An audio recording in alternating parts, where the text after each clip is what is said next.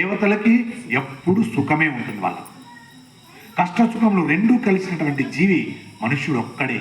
కాబట్టి మనుషులారా, ఖచ్చితంగా కష్టం వచ్చిందని హేళన చేసుకోకండి, దారి తప్పిపోకండి, ఆత్మహత్యలు చేసుకోకండి, మిమ్మల్ని మీరు చిన్నబుచ్చుకోకండి.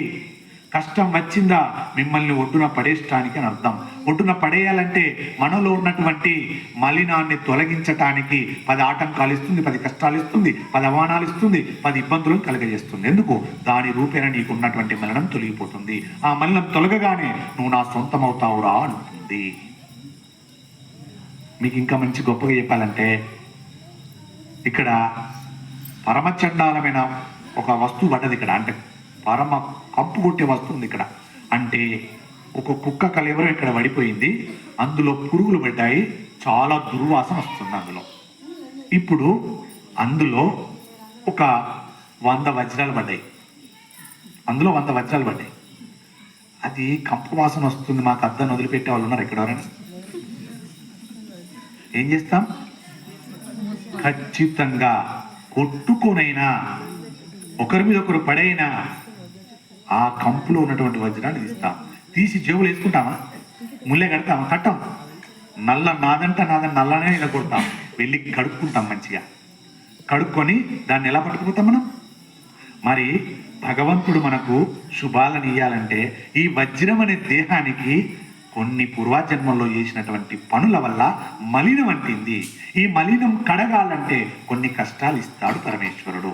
ఆ కష్టాలు పడితే నీవు మలినమంతా పోగొట్టుకుంటావు. పోగొట్టుకుంటే పరమశుద్ధి తయారవుతావు. అప్పుడు పరమేశ్వరుడు నిన్ను గుండెలో కట్టుకుంటాడు. అంతవరకు నిన్ను అతుక్కోడు.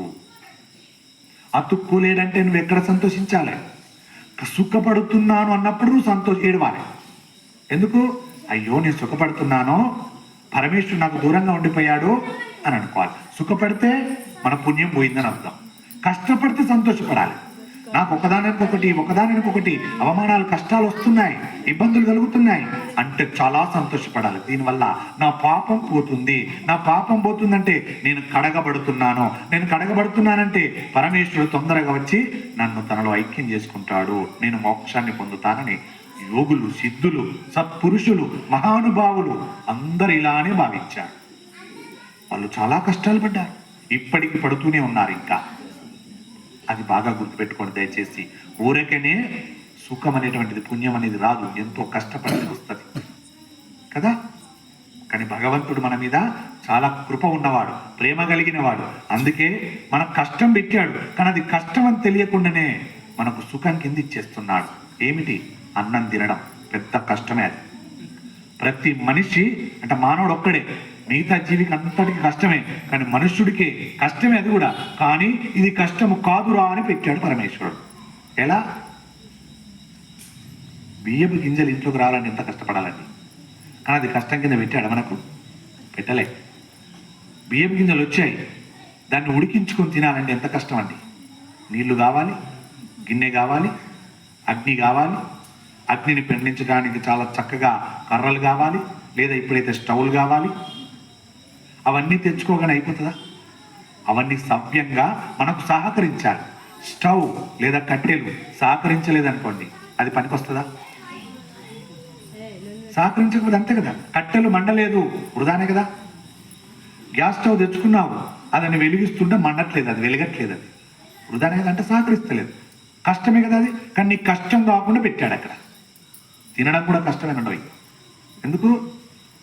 అన్నం వండుకున్నావు, ముందు పెట్టుకున్నావు, మంచి కూర చేసుకున్నావు, కానీ నోట్లో పళ్ళకు నొప్పి పెట్టాడు. నోట్లో ఎప్పుడు అది పెట్టావు అన్నం నమ్మలగలుగుతావా? అది కష్టం కాదా? అంటే ఏ పన్నుకు నొప్పి రాకుండా పెట్టాడా లేదా? ఎంత గొప్పోడండి నిజంగా పరమేశ్వరుడు. మన మీద ఎంత ఇష్టం ఉండేప్పటికీ ఇంత పని చేస్తుంటాడండి. తినగలుగుతామా? తినలే కదా. అది కూడా కష్టమే, కానీ కష్టం కాకుండా చేస్తాడు మనకు పరమేశ్వరుడు.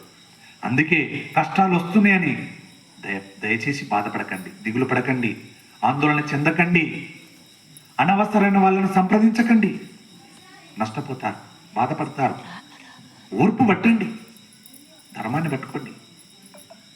ఇంకా మీకు చేతనైతే పరోపకారాన్ని పట్టుకోండి. పరోపకారం అంటే నీకు కలిగింది ఇంకొకరికి ఇవ్వడం. అంటే అంటే ఒకవేళ నీ దగ్గర లేకపోయినా ఇంకొకరికి అడిగి ఇంకొకరికి ఇవ్వడం పరోపకారం.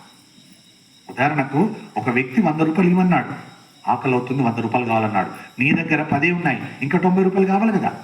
నీకు తెలుసున్న వారి దగ్గరికి వెళ్ళి చేతి చాపి, అయ్యా 1 రూపాయి ఇవ్వండి అని అడిగి తీసుకొని 90 రూపాయలు జమ చేసి నీ 10 రూపాయలు అందులో కలిపి ఆ 100 రూపాయలు తీసుకెళ్ళి ఆకలితో ఉన్నవాడికి ఇవ్వు. అది పరమ పరోపకారమై కూర్చుంటుంది.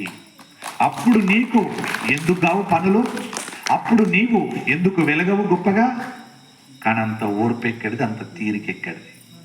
ఇదంతెందుకు, ఉన్నాయి కదా ఇంట్లో 100, తెచ్చిస్తే పోలేదా, ఇచ్చేస్తే పుణ్యం వస్తా అన్నాడు కదా అని తీసుకెళ్లి మూలకున్న దాంట్లోకి 100 రూపాయలు తెచ్చి ఇచ్చినంత మాత్రాన పరోపకారం కాదది. అది నీ ధర్మమైంది. ఎలా ధర్మమైంది అది? నీ ఇంట్లో ఉన్నది నువ్వు ఇవ్వడం ధర్మం. నీ దగ్గర లేకపోయినా నలుగురు దగ్గర అర్థించి తీసుకొచ్చి ఒకరికి ఇవ్వడం పరోపకారం. ఎందుకు? అందులో ఇంకో 9 మందిని, ఇంకో 10 మందిని భాగస్వామ్యులను చేశావు. అది నీ గొప్పతనం అంటాడు. ఇక్కడ అది చేశాడు గరుత్మంతుడు. తనకు తినాల్సిన అవకాశం ఉన్నా, తాగాల్సిన అవకాశం ఉన్నా, తన చేతుల్లో ఉన్నా తాగలేకపోయాడు. ధర్మాన్ని పట్టుకున్నాడు కాబట్టి తాగలేదు. అది గొప్పతనం. అలా చెబుతుంది మహాభారతం.